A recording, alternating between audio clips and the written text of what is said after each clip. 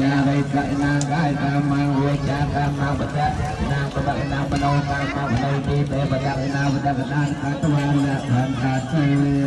អាតាពិញ័យព្រមប្រាជ្ញាអនុមោទនាបានសុខបានបានយុទ្ធយុទ្ធណាដល់ក្នុងសង្គមបានទៅដៅអស់គ្នាបានជិះទៅទៀតហើយកណានោះ